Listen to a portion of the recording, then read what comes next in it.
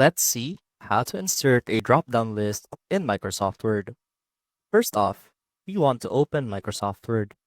And as you can see right here, we have our document ready.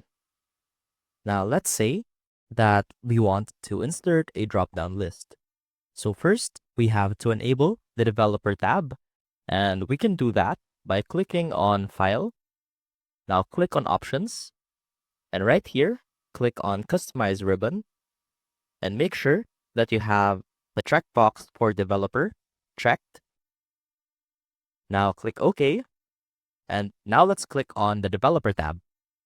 And the drop-down option is the one right here. It's the third one from the left among these icons. Now, if you click on that, that will open up this checkbox in our document. Now, as you can see, our drop-down list has no choices yet. And we can edit that by clicking on Properties and clicking Add to add your choices. Let's add numbers. Now click OK. And as you can see, when we click our drop-down list, we now have all these choices. And that is how you can insert a drop-down list in Microsoft Word. I hope this helped, and I will see you soon.